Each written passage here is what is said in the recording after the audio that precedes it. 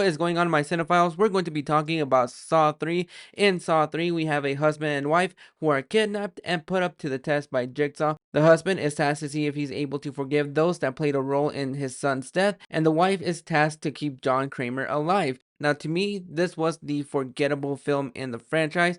I remember enjoying it when I first saw it, but it wasn't really one that stuck in my mind all too much. And then I watched it again before Spiral came out a couple of years ago. And I don't know if I was having a bad day the first time that I saw this movie, but watching it a second time a couple of years ago, this movie is actually not as bad as I remember it. It shines a light on the first three films. If I had enjoyed the first one a lot more, I would have said that this was a fun trilogy. Even though I didn't enjoy the first one as much as a lot of people, the second one to me is my favorite. Even though the third one does a lot of retconning to the first one and the second one, I think this movie is still pretty enjoyable. Some of the traps here and there are a little bit hit and miss for me personally. This movie doesn't really rely too much on the traps. In the second one, we were in a house full of traps, and in this one, it's more centered on Amanda, John, and the husband's wife, and that central storyline. We leave the traps in the third film behind a little bit because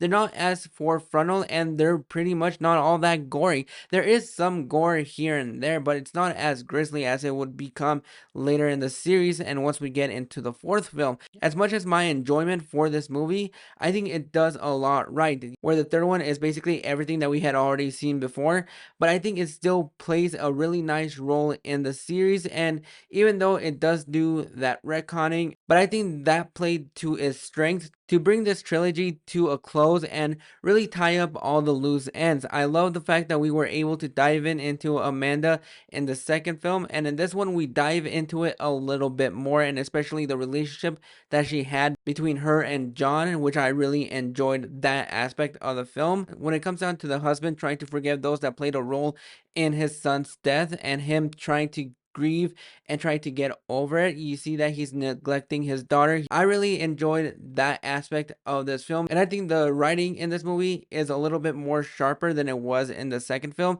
We don't have the bigger cast like we did in Saw 2, but in the end it wrapped everything nicely and it had a really nice bow. It wrapped up the John Kramer story for better or for worse, and the Amanda story as well. I don't enjoy it as much as the second film, but I still think it's pretty enjoyable, and it wraps up the story pretty well in a nice decent bow, like if it was planned to be a trilogy, even though we all know that it wasn't. But overall, I'm going to go ahead and give Saw 3 a 6 out of 10. Those are my thoughts on Saw 3. Is this your favorite or is this the worst film in the series? Go ahead and drop your thoughts in the comments below, and I'll catch you guys soon.